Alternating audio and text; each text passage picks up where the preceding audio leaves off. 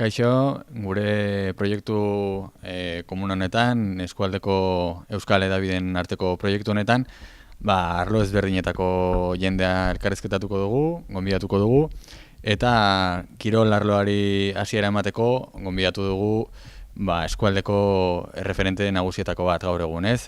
Ander Elosegi, Urbizietako piraguista, ezaguna, aurten 3. aldiz Olinpiar Jokoetan izan dena, eta hementxe dugu gurekin, ongi etorri Ander. Eskerrik asko. Gurekin izango dira baita ere galderak egiten gure lankideak Urko... Urko Txosten naiz hitzaunkarikoa. Eta nik neuk Koldo Nausia Antxeta Irratietik. Eta Anderrekin hasteko aipatu dugu aurten izan dela Rion, Olinpiar Jokoetan, 8. postua eskuratu zuen, finalista berriro, eta Ander, uki dituzu hilabete batzuk hausnartzeko, emaitza hori lixeritzeko, eta ez dakit asko aldatu den momentuan eduki zenuen sentsazioa, eta gaur egun pixkat hausnartu ondoren duzuna, nola ikusi duzu? Egia da hasieran finala bukatu nuenean sentsazio izan zela pena sentsazioa edo amorru sentsazioa, banekilako hobe egiteko negola eta jetxira ez zela oso ona izan, ez? Ezen hala ere hain kaskarra eretzen izan hori banekin, baina jakinik ze egoeran egoen banekin hobe egin ezakela. Gero egia da, hotzean ikusita, jakinik goi mailako kirola nolako gauza gerta daitezkela, konten, ez? Azkenean beste final bat da, 8. egin nuen egia da, baina diploma aldi berean eta 3. diploma izan da, konten, baina jakinik hobe egiteko aukera nuela eta nez eta 3. joko olimpiko hauetan emaitzarik nolabait txarrena lortu, nire burua ikusi dut inoiz baino gertuago dominio hori lortzeko, ez? Eta azkenean horrek harro sentiarazten hau, ez? Jakiteako hor nagola eta jarraitzeko indarrak ere eman dizkit, eta alde hortatik konten. Nolabait ere oihartzun aldetik ez zuretzat, baizik eta komunikabideetan eta jendearen artean eta horrela, nolabait domina lortu ez izanak 3 Olinpiar joko hauetan itzalean uzten du beste lorpen hori, 3etan finalista izatea, hori horra ikusten duzu eta zuk nola hartzen duzu?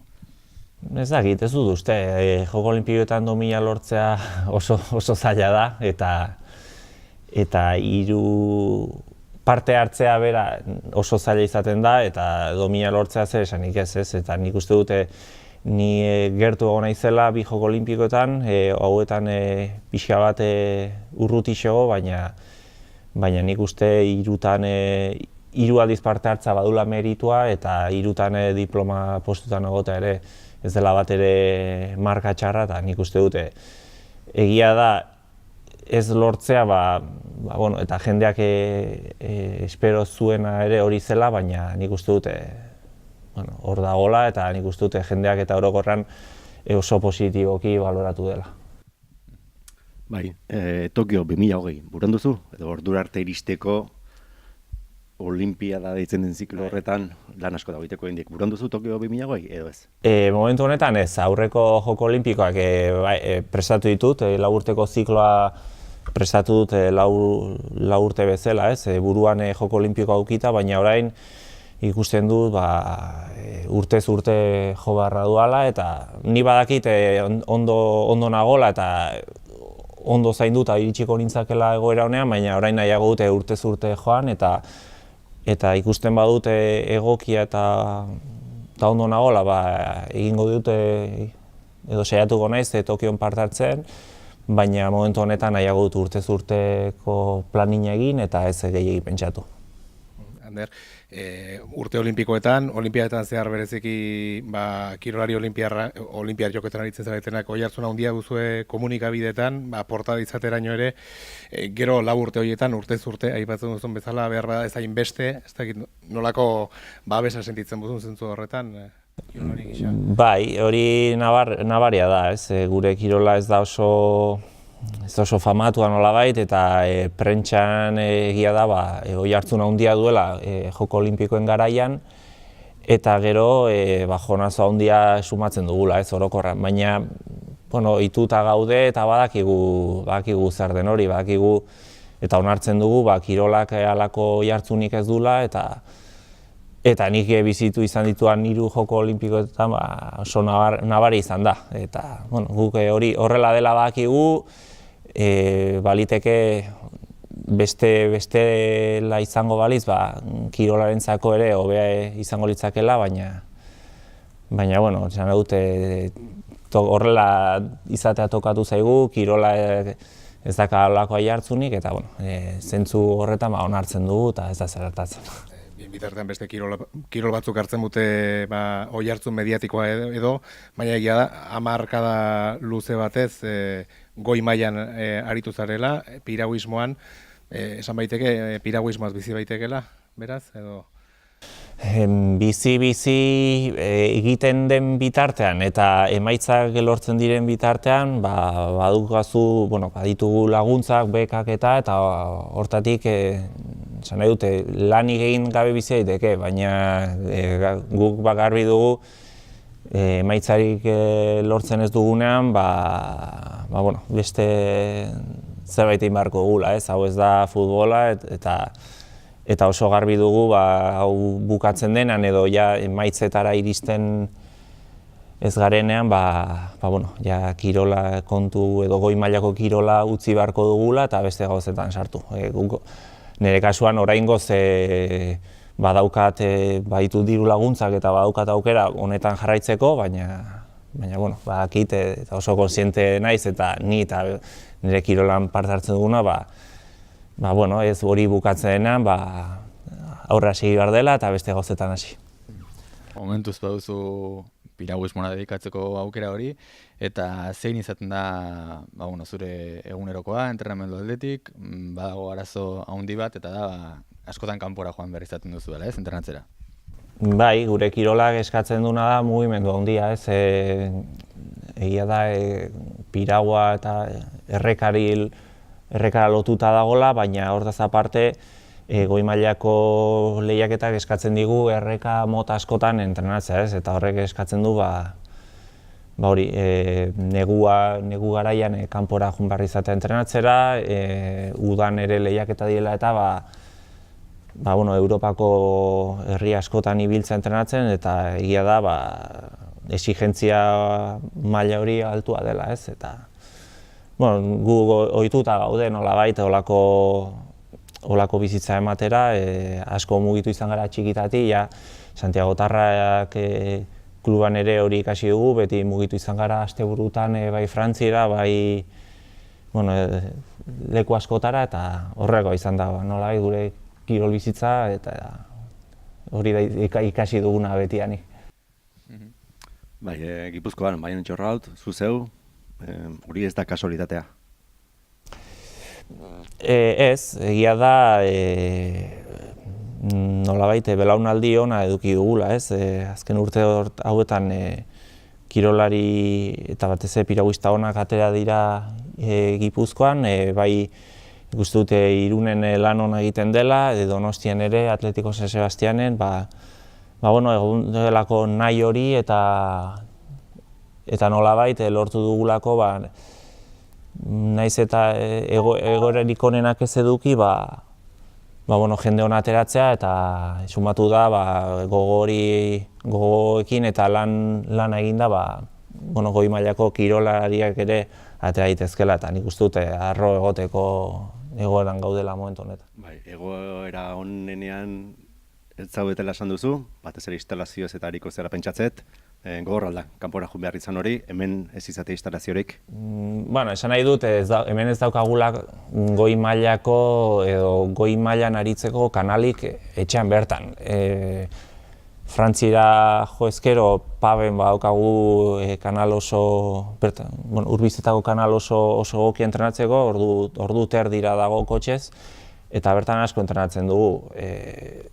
Egia da, entrenamendu, edo goi mailako entrenamendu horiek egiteko mugitu beharra dugula, baina hala ere hemen lan hona egin daiteke neguko lan hori ez, volumen handiko lana, gimnasioan bai ur lasaian, eta nik uste plangintza on batekin eta ondo jakinda denboraldiaren ze partetan zer interesatzen den, nik uste dute lan oso ona egin daitekeela, naiz eta gero eskatzen dizun kanpora joan behar izatea.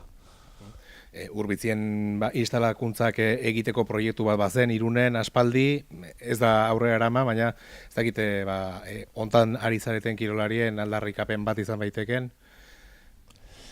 Bai, hori proiektu oso poli bat izan zen eta lastima ez zela aurrera atera, ez? Guretzako nik uste salto handia izango zela, batez ere Urbizitako pirauistontza, baina azkenean nik beti esan dut nahiago dela hortan ez pentsatu, ez zen atera eta listo, eta aldugunakin entrenatu ez, eta esan bezala pena handia izan zen guk eta Urbizitako kirolario ilusio handia genulako eta ez zelako atera, baina esan nahiago dut hortan ez pentsatu eta aldugunakin entrenatu eta aurrera segi. Alduzunarekin diozu, betidanik Santiagotarrak Arraun Elkartean ez duzu zalantzarik gukan sekulan, beste alde batera egiteko? Ez, nik hemen hasi nintzen, hemen ikasi dute dakidan dena nolabait, eta ez dut ikusten nire burua beste talde batean, ez? Nire herriko taldea da, lotura handia ditute berakin, estatu mailako txapelketetan ere berekin parte hartu dute betianik, eta ez dut uste aldatuko danik, ez? Kirol honetan gainera ez dago, nolabait ez dago klubez aldatzeko joera handirik, eta nire kasuan ere ez dut hortan inoiz pentsatu, eta nik uste dut nire lehenengo txapelketa Santiagotarrekin egin badut, azken ere Santiagotarrekin egingo dela. Santiagotarrak elkarteko lagunek jarraitu izan dute beti zure ibilbidea, aurten ere finala ikusteko elkartu ziren, gainera gero beste alde, aipatu Irungo beste elkartek ere hautatu zaituztela aurten Irungo kirolari hoberen, sentitzen duzu herritarren babesa eta ze garrantzi dauka zuretzat horrek?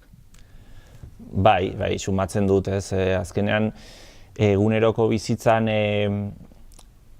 hainbeste sumatzen ez den zera hori, gero goi mailako txapelketa batean eta batez ere joko olimpikoetan daukan oihartzunagatik sumatzen da herriko jendea eguneroko bizitzan sumatzen duzun laguntza hori edo apoio hori nolabait badagola, ez? Eta batez ere zuk esan bezala nola joko olimpikoetan nola taldeko klubeko jendea nola juntzen dena batera taberna animatzera eta gero kaleko jendea nola askotan ezagutzen zaituen eta laguntza hori ematen dizunez nolabait eskertzekoa da eta batez ere sumatu dute aurten laguntza handia eta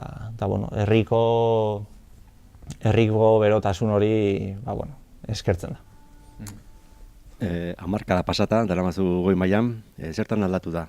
Ander Elorzoki kirolaria, hamarkada pasata horretan. Zertan aldatu za kirola albizela? Hobera induzu?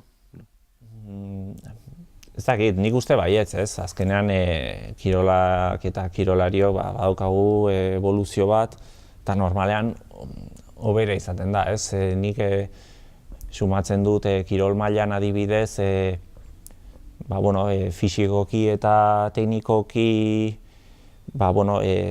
hobetzen zoazela, baina batez ere aldaketa nagusia buruan, ez?